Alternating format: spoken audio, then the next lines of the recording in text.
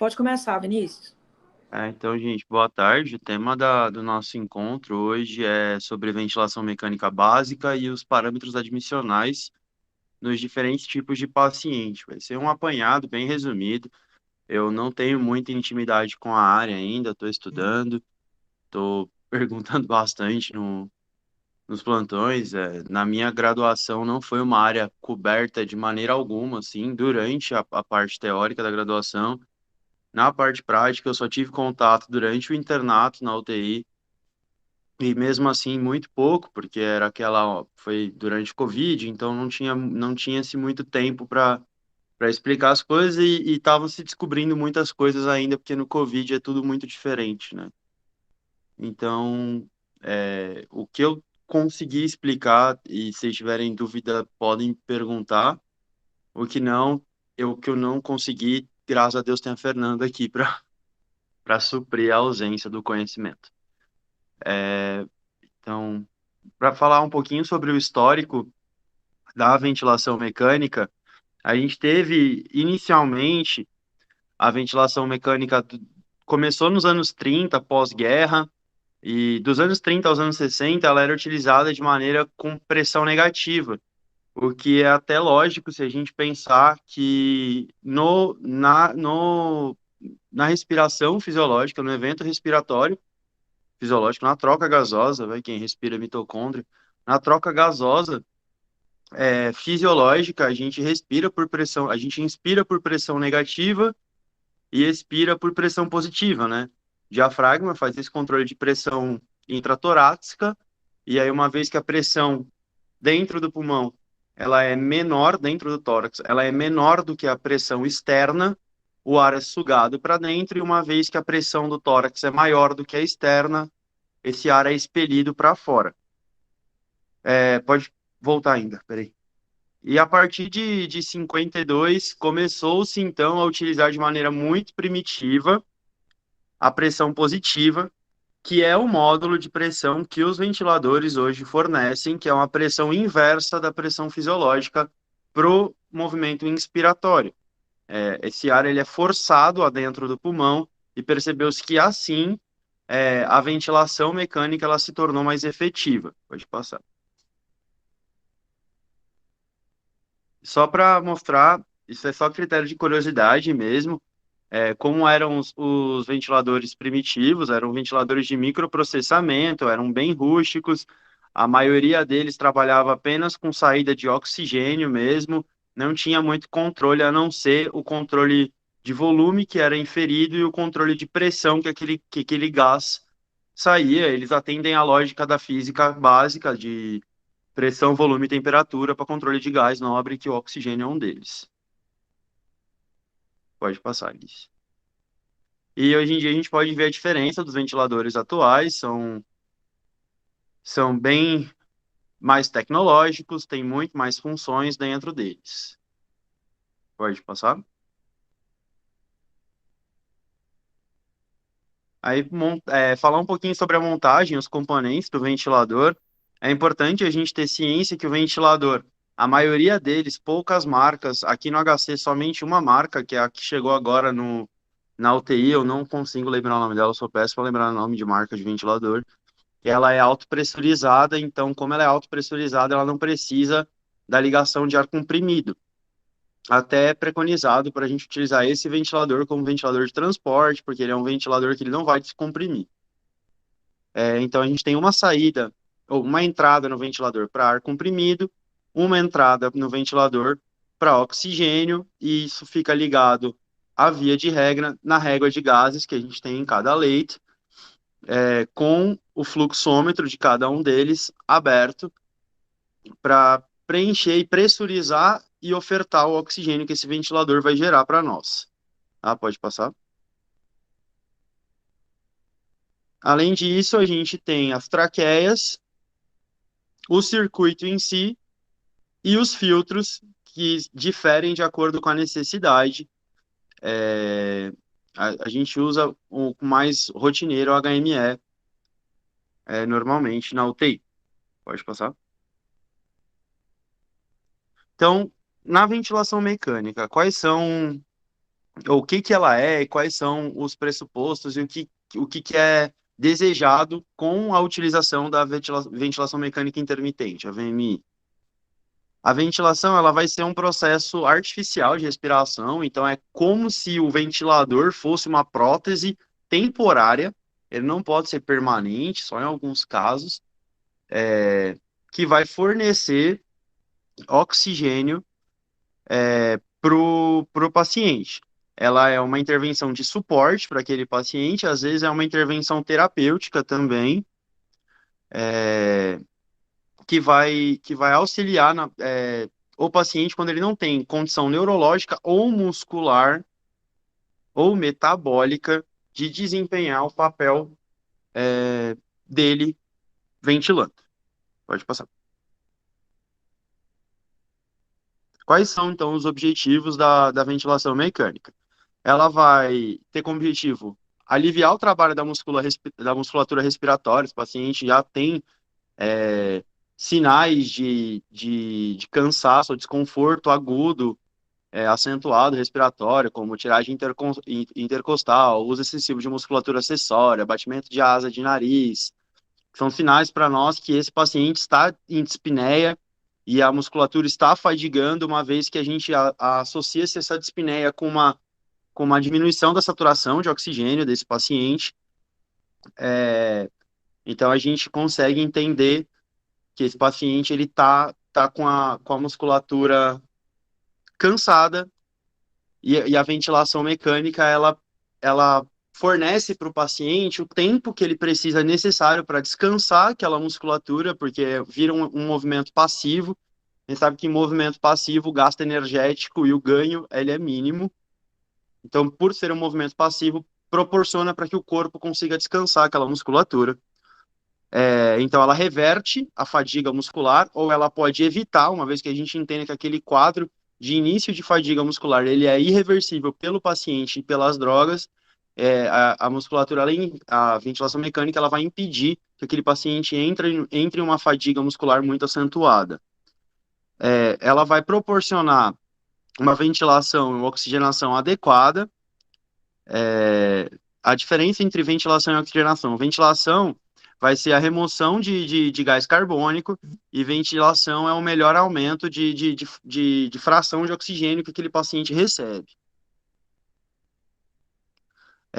E ela também auxilia na alteração das relações entre pressão e volume no paciente, atelectasia pulmonar, complacência pulmonar, que é a capacidade de expansão e reexpansão daquele alvéolo, é, e ela impede ou ela diminui a progressão de uma lesão pulmonar, porque nós setamos os parâmetros tudo certinho. Pode passar. Então, quando que essa ventilação ela vai ser indicada? Quando ela vem quando a necessidade dela vem através de uma insuficiência respiratória, que ela é refratária à medida invasiva, como rebaixamento de nível de consciência, ausência de proteção de vias aéreas, dificuldade no acoplamento do paciente com a máscara, instabilidade hemodinâmica, vômitos incoercíveis, síndrome de dificuldade respiratória aguda ou grave, quando a gente vai ter uma relação de perfusão, uma relação PF menor que 200, sinais de falência respiratória, falência de ventrículo direito, uma vez que o ventrículo direito ele é responsável por bombear o sangue para o pulmão, e esse sangue não chega ao pulmão, então é impossível esse sangue se reoxigenar, que é para isso que esse sangue vai para o pulmão, ou um trauma torácico grave, ou uma lesão de via aérea grave. Quando a gente tem necessidade de descanso da musculatura respiratória, como uma alcalose respiratória, alcalose é o aumento do pH acima de 7,45, e ela, se ela for respiratória, ela vem com um aumento também progressivo de gás carbônico. Aumenta o trabalho respiratório, o trabalho ele é medido pela frequência respiratória, e o déficit entre consumo e demanda de oxigênio. Esse paciente está com consumo maior de oxigênio do que ele está ofertando oxigênio. Também é utilizado para incapacidade de proteção de via aérea, com rebaixamento de nível de consciência. Isso a gente utiliza muito a escala de coma de Glasgow. Qualquer, qualquer valor na escala de 8 para baixo já é um preditor de uma necessidade de uma intensificação na ventilação daquele paciente ou de uma possível proteção de via daquele paciente, uma vez que ele não tem mais acuidade neurológica o suficiente, aporte neurológico para realizar essa função. E dificuldade na deglutição pelo risco de broncoaspiração. E em situação extrema, na PCR. Sempre que a gente tem uma parada cardiorrespiratória, se esse paciente ele não está com ventilação, com suporte ventilatório invasivo, esse paciente ele deve entrar em suporte ventilatório invasivo, para que seja exatamente, porque a parada cardiorrespiratória ela culmina em todas as fases que a gente falou, que eu falei até agora. Ela vem com uma perda súbita de consciência, então uma redução à escala de Coma de Glasgow seria 3. Então ela vem com uma redução abrupta e constante de nível de consciência, onde esse paciente ele não tem mais proteção de via aérea, e ele está em uma parada respiratória, então você precisa ventilar esse paciente. Antigamente, ventilava-se muito o paciente em parada cardiorrespiratória com AMBU. Você desacoplava o paciente da ventilação invasiva, acoplava o paciente ao AMBU e ambusava esse paciente. Hoje em dia não tem mais necessidade, os ventiladores eles fazem esse papel, a gente não precisa mais fazer isso. É só a gente zerar a PIP do ventilador, subir a fração de oxigênio para 100% e deixar o ventilador fazer o trabalho dele. A única coisa é que se tiver em modo assistido, que eu vou falar mais para frente, a gente tem que passar esse ventilador para modo controlado, seja ele por pressão ou seja ele por volume. Pode passar.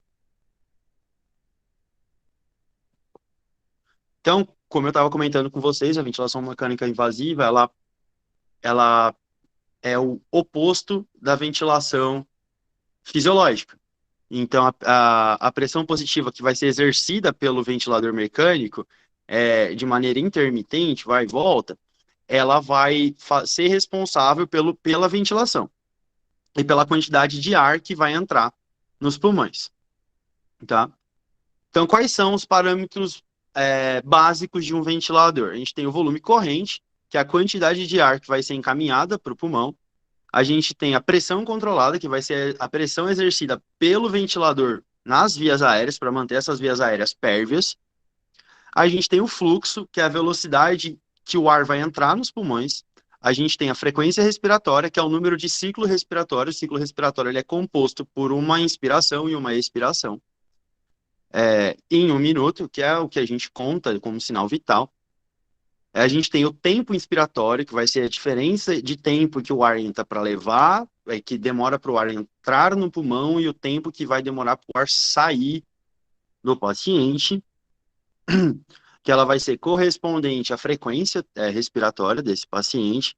A gente tem a FiO2, que é a fração inspirada de oxigênio nesse paciente, que é a quantidade em porcentagem que a gente está fracionando de ar para aquele paciente, que ela vai 21%, que é a fração de oxigênio atmosférica, até 100%, que é a capacidade máxima que a máquina consegue fazer. A gente tem a sensibilidade, e aí a sensibilidade ela vai ser determinada pelo tipo de disparo do ventilador, de acordo com o modo que a gente está utilizando. E a gente tem a PIP, que também é outro evento não fisiológico.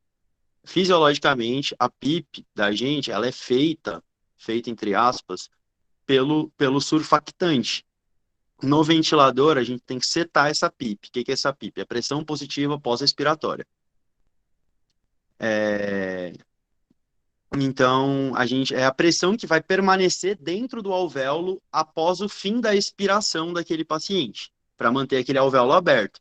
Se não tiver PIP, aquele alvéolo colaba e toda vez que você vai jogar oxigênio com o alvéolo colabado, você tem que jogar com mais pressão para forçar a abertura daquele alvéolo e você pode causar um barotrauma no paciente. Pode passar. Eu não sei se é protocolo e deixar as dúvidas para o final, mas se alguém tiver alguma dúvida ou pergunta agora, eu não tenho problema em parar a apresentação para tentar responder. Aí é com vocês. Então, vamos falar do primeiro setor que a gente falou lá, que é o volume corrente. Para a gente saber quanto de volume corrente cada paciente ele tem que receber, a gente tem que calcular esse valor. E como que a gente calcula esse valor? Ele vai ser diferente para homem e para mulher, e ele vai ser relacionado com o peso predito daquele paciente, não com o peso real. Então, se eu tenho 1,80 m, o meu peso predito ele pode variar entre 75 quilos e 85 quilos, que seria o meu peso ideal.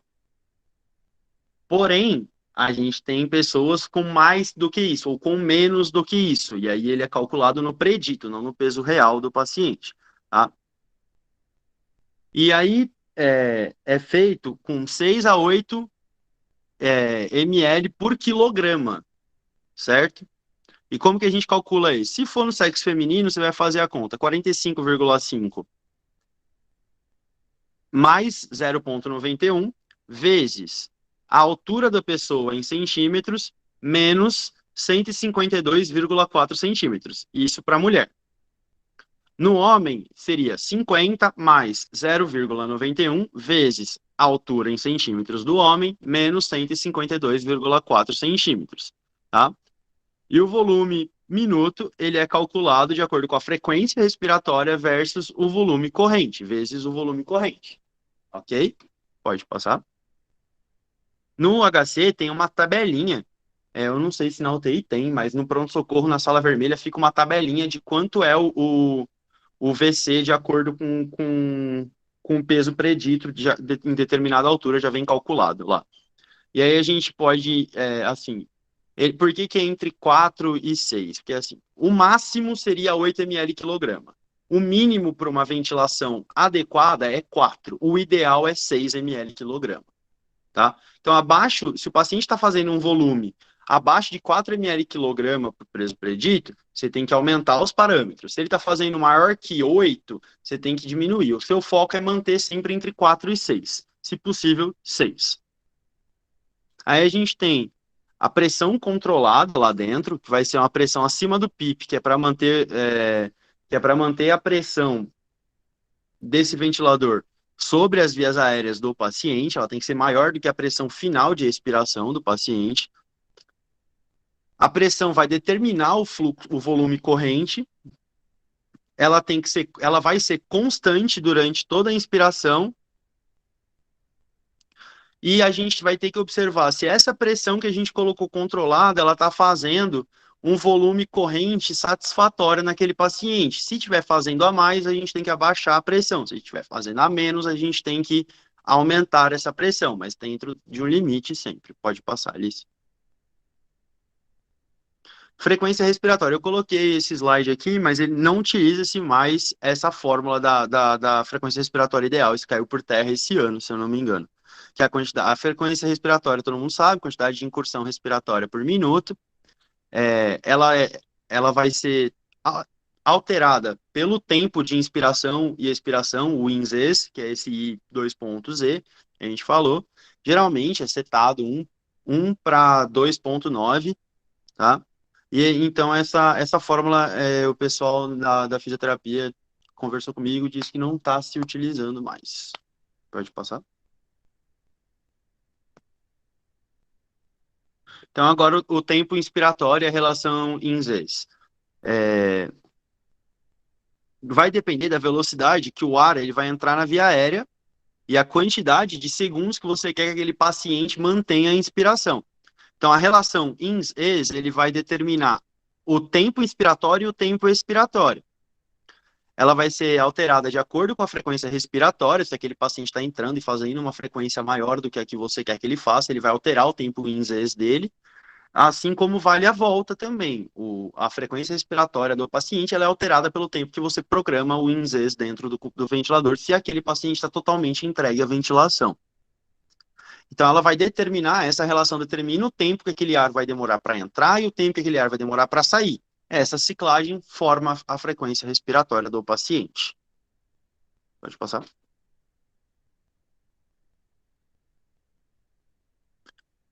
Já a sensibilidade é um valor que vai ser pré-ajustado e é um valor que tem que ser vencido pelo paciente no ventilador para que inicie-se um novo ciclo ventilatório.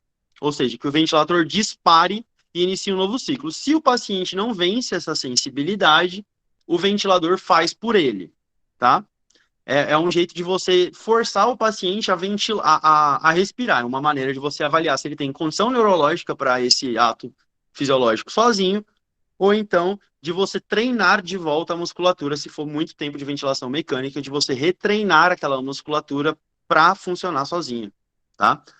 Na sensibilidade por pressão, a, o ventilador ele vai detectar a força muscular produzida pela contração do diafragma, e aí quando ele detectar essa força, ele vai disparar, ele vai disparar pressão e vai fornecer fluxo de oxigênio, e, e se o modo tiver a fluxo, ele vai perceber uma diminuição de fluxo no circuito e vai acionar o disparo do ventilador para fornecer fluxo para o paciente. Entendeu? É como se o paciente inspirasse e puxasse o fluxo, o pouco de ar residual que resta no ventilador, o ventilador vai entender que o ar que estava ali saiu, então é o paciente puxando, e ele vai fornecer mais ar, mais oxigênio para aquele paciente. Caso, em um determinado tempo de segundo, esse paciente não tenha nenhum gatilho, nenhum trigger de ventilação, então o ventilador ele vai fornecer ou por pressão ou por volume de acordo com o que você está,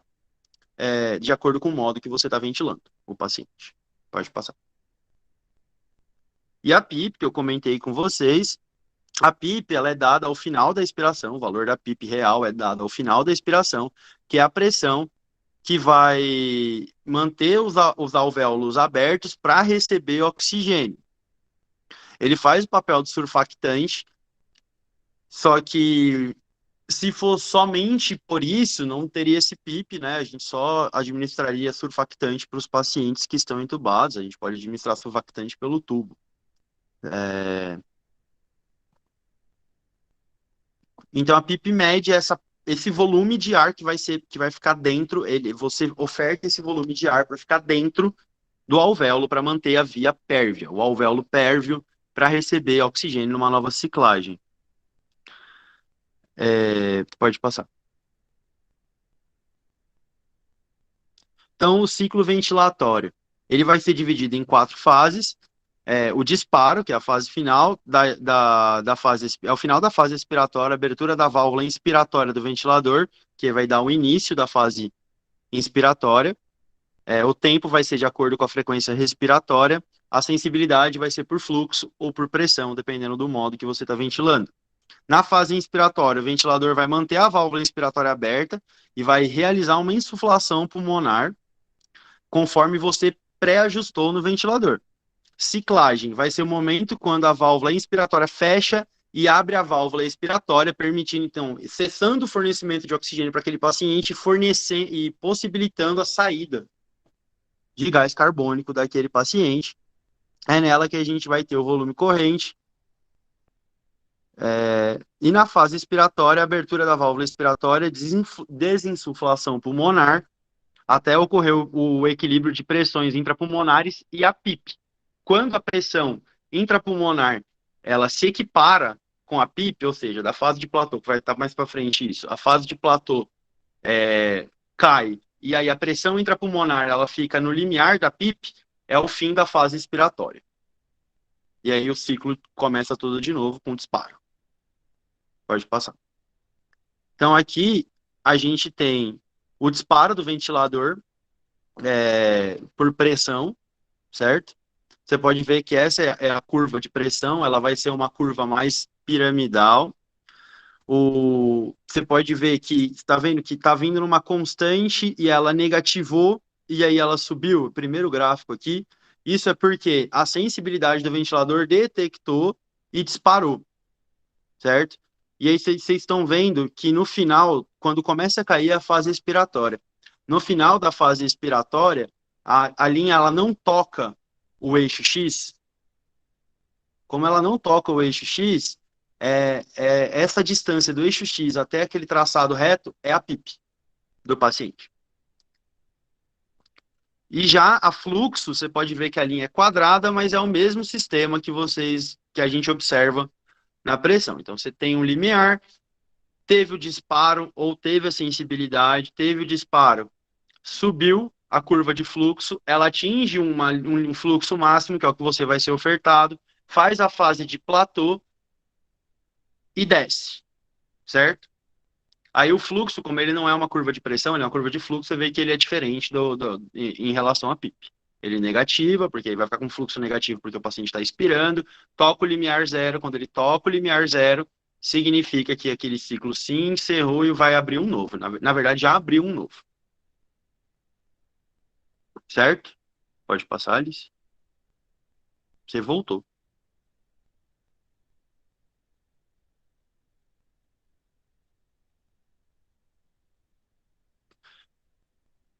Acho que deu uma. Mas tá, vamos lá. A gente pode ver as diferentes curvas que aparecem no monitor, sempre vão ser essas curvas, a curva. Oi? Sempre vão ser essas curvas. Curva de pressão, é esse gráfico aqui, curva de volume e a curva de fluxo. Pode passar?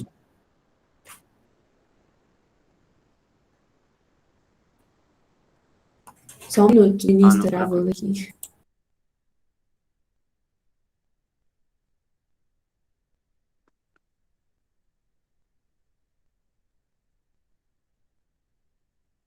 Sim, aí. A gente pode ver as curvas de volume, curva de fluxo e curva de pressão. O que que elas têm em comum é que a fase inspiratória ela vai ser marcada por um aumento dessa curva e a fase expiratória vai ser pela queda para o retorno basal dessa curva. A diferença é que na curva de pressão ela não vai passar nem tocar o eixo X na descida, porque ela tem que ficar com a diferença do PIP, certo? Pode passar. Agora, sim, as pressões associadas ao fluxo. A gente tem a pressão de platô, a pressão de pico, que é igual à pressão máxima. A pressão de platô, ela é o volume inspiratório final. Vocês lembram do platôzinho, né? Que é aquela linha reta, quando você tem uma descida e uma linha reta ou uma estagnação, que é você não está ganhando mais fluxo, mas você está mantendo aquele fluxo por um período de tempo. E aí isso vai ser o volume inspiratório final daquele paciente, o último volume que ele inspirou, e a partir do final do platô começa-se a descida para a fase expiratória do paciente, tá? Então, na pressão de platô, vai refletir o volume expiratório final, ele tem que ser menor do que 35 centímetros de água. O valor vai ser. O valor é encontrado se você realizar uma pausa inspiratória, que você vai interromper o fluxo. E você tem no fim, e você tem também a pressão de pico, a P pico ou a P máxima, que é a pressão máxima atingida durante o ciclo respiratório para manter as vias aéreas abertas, que é lá em cima. Não sei se vocês conseguem ver. Lá na pontinha tem o tracejado no gráfico, que é o volume, a pressão máxima que foi utilizada durante o processo. Pode passar? Titulação de PIP, eu particularmente não entendi muito bem como que se titula, como que se titula PIP. Eu sei que, eu só coloquei aqui a critério de curiosidade mesmo. Eu sei que é preconizado que seja titulado PIP em todos os pacientes, a não ser que eles não aguentem a titulação, porque acho que o ideal é você colocar uma PIP alta e ir descendo essa PIP conforme os parâmetros, até você encontrar a PIP mais baixa possível, onde o paciente atinja o resultado esperado da ventilação. Pode passar? Pode passar também. Agora sim, a gente vai falar dos modos ventilatórios. A gente tem basicamente três modos de ventilação, né? A gente tem o modo controlado, o modo assistido controlado e o modo espontâneo. Qual é a diferença entre eles? No modo controlado, seja ele por pressão ou seja ele por volume, o paciente ele não vai ter autonomia ventilatória. O disparo é sempre por tempo, é, o disparo vai ser por tempo. No assistido controlado, o paciente ele não tem, ele pode não ter autonomia ventilatória, porém ele pode interferir se ele tiver o mecanismo de trigger ainda, de disparo, que são os ventiladores que a gente utiliza nos dias de hoje, tá? Que aí pode ser por PCV ou por VCV, tá? Caso o paciente não tenha o trigger, o ventilador vai disparar por ele.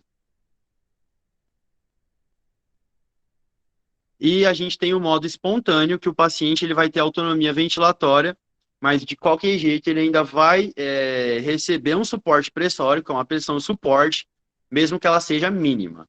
Pode passar. Então, nos modos ventilatórios, a gente vai ter os dois controlados, né? Que é o VCV e o PCV. No VCV, a gente vai ter a ventilação controlada por volume. Então, você vai ofertar a quantidade de volume que você quer, no fluxo que você quer, porém, você não tem controle da pressão que vai ser exercida naquela via aérea.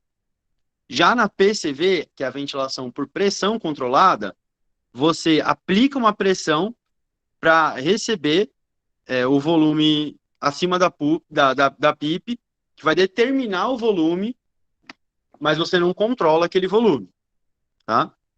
E você tem a ventilação por pressão de suporte, que é o PSV, que é um suporte ventilatório. Aquele paciente, ele tende a ventilar sozinho, caso ele não consiga, o ventilador vai disparar a pressão mínima necessária para que seja feita a ventilação mecanicamente.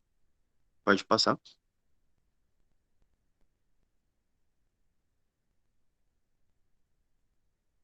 Então, nos modos ventilatórios, o VCV, que você vai controlar? O disparo é por tempo, o limite é o fluxo e a ciclagem do ventilador vai ser por volume. Ele atingiu aquele volume pré-estipulado, ele vai ciclar. No modo assistido, o disparo vai ser por fluxo ou pressão. Ajusta-se frequência respiratória, volume corrente, fluxo inspiratório, fração de oxigênio, PIP, tempo ins e ex e sensibilidade. Não ajusta-se pressão, porque você está controlando volume, certo? Pode passar. Já no PCV, o disparo também é por tempo, toda vez o disparo é por tempo. O limite do disparo vai ser por pressão, a ciclagem é dada por tempo e a pressão assistida ela vai ser o disparo, vai ser por fluxo ou por pressão. O fluxo e o volume são livres e eles vão depender dos pacientes. O que a gente ajusta, então? Frequência respiratória, tempo inspiratório, relação ins e ex, pressão inspiratória controlada, a PC, FiO2, que é a fração de oxigênio, a PIP e a sensibilidade daquele ventilador. E o volume corrente, então, já que a gente não tem ele pré-setado, ele vai ser dado indiretamente pela pressão controlada, tá? Vai ser pela pressão que você está utilizando para fornecer oxigênio, para manter aquela via aérea pérvia para fornecer o oxigênio de acordo com a fração de oxigênio que você pré-setou no ventilador, de acordo com a FiO2 do ventilador. Pode passar. Já no PSV, o disparo ele vai ser por fluxo ou por pressão. O limite do PSV é pressão, a ciclagem dele é por fluxo e você vai ajustar pressão de suporte, FO2, PIP, sensibilidade, porcentagem de ciclagem. A pressão de suporte ela deve ser ajustada para ter um VC, um volume controlado de 6 a 8 ml quilograma. O tempo inspiratório e tempo expiratório são dependentes do esforço inspiratório do paciente e são ajustados alguns valores de backup para esse paciente, caso ele falhe no PSV. Agora, falar um pouquinho dos parâmetros admissionais em determinados pacientes. A gente vai começar de alguns casos específicos patológicos e ir descendo para o normal, tá? Então, se a gente for pensar em ventilar um paciente asmático, o que a gente tem que pensar? A gente tem que pensar que vai ocorrer uma retenção de gás carbônico e uma hipoxemia, que é o PO2 menor do que 60 milímetros de mercúrio, e a saturação vai estar abaixo de 90%. Vai correr mais resistência da via aérea, a gente tem que lembrar que a asma é um processo inflamatório crônico, agudizado, quando o paciente entra em crise, e aí ele é mediado por todas as interleucinas e por todos os mediadores inflamatórios do corpo, que aumenta edema, que congesta, que comprime, que vasoconstrita o aparelho ventilatório ou respiratório do corpo humano. Tá? Então, a gente tem que pensar nisso quando a gente pensa em ventilar paciente com asma. Vai dificultar a expiração, vai gerar aprisionamento de ar, dentro do alvéolo ou do pulmão, tá? E pode causar um alto PIP, que é uma hiperinsuflação pulmonar. Então, como que a gente vai setar parâmetro para esse paciente? A gente vai utilizar PCV ou VCV, preferencialmente PCV, porque a gente está falando de aumento de pressão intrapulmonar, então é melhor a gente controlar essa pressão para evitar um barotrauma nesse paciente. O volume ele vai ser entre 5 e 6 ml quilograma. A pico dele, a pressão de pico, não pode passar de 50 centímetros de água, a pressão de platô menor do que 35 centímetros de água, e o PIP menor do que 15 centímetros, para evitar justamente o barotrauma e a hiperinsuflação dinâmica. A frequência respiratória, para não exaustar a musculatura, manter entre 8 a 12 incursões respiratórias por minuto, com um fluxo de 60 a 100 litros por minuto no VCV. No tempo, tempo em Z, você vai usar um tempo de 1:3, então 1 segundo, 3 segundos. A FO2 necessária para manter a saturação maior que 95% e a, e a PaO2 maior do que 60 milímetros de mercúrio. E utilizar uma PIP mais baixa, de 3 a 5 centímetros de água, para diminuir a hiperinsuflação dinâmica. Pode passar? Já em paciente com enfisema, a gente pensa ou outra DPOC, a gente pensa no aumento de frequência respiratória e diminuição do tempo expiratório. Ele vai chegar para você com uma hiperinsuflação dinâmica, vai gerar um alto PIP também, gerando aumento de sobrecarga inspiratória, uma hiperinsuflação, diminuição da concavidade do diafragma, e em casos graves, ele pode causar um quadro de acidose respiratória e hipoxemia arterial. Então, quais parâmetros nós vamos pensar? Em ventilação controlada por volume, nós vamos pensar de 6 ml quilograma de VC alvejado, com frequência respiratória também baixa, e a gente vai usar isso para corrigir o pH entre 7,2 e 7,4 e diminuir a hiperinsuflação. O FO2 vai ser menor para manter SpO2 entre 92 e 95, então a quantidade mínima que você consegue de oxigênio, ofertar de oxigênio para o paciente, para manter a saturação dele nessa margem, não tem necessidade de manter o paciente saturando 100%, e manter a PaO2 entre 65 e 80 centímetros de água. O fluxo inspiratório do VCV vai de 40 a 80 litros minuto. O tempo INZES de 1:3 ou 1:4, se você quiser um tempo mais prolongado.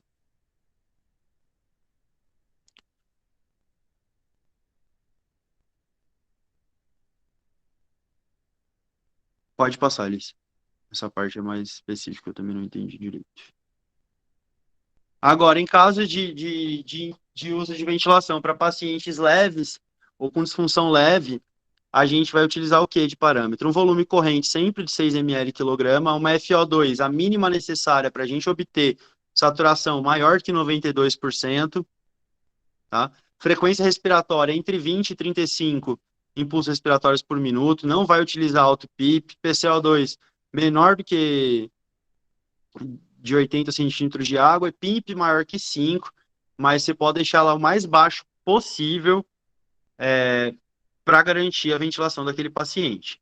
E no caso de um paciente moderado ou grave, você tem que entender que a dificuldade de você ofertar os 6 a 8 ml quilograma para aquele paciente, ele vai ser muito grande, vai despender de muita força da ventilação, ou muito fluxo ou muita pressão. Isso vai lesionar o paciente. Então, você pode ter um alvo menor de volume corrente, tá? E a FO2 sempre a mínima necessária para manter menor que 92%. A gente tem que evitar, sempre que possível, hiperoxemia no paciente. Em casos mais graves, você pode começar com uma PIP maior do que 15 centímetros, mas sempre tentando baixar essa PIP conforme você vai vendo aceitação e melhor desenvolvimento daquele paciente, para até deixar a PIP em padrão mais baixo, entre 6 e 8 de PIP, tá tranquilo. Frequência respiratória máxima que a gente pode fazer é de 45 incursões respiratórias por minuto, se e somente se a gente tiver muita necessidade de lavar CO2 daquele paciente através de frequência respiratória. Aí a gente faz uma frequência taquipneica, que a gente entendeu que aquele paciente está num quadro de retenção de gás carbônico, e a gente precisa lavar esse gás carbônico. Ok? Pode passar? E é isso, gente.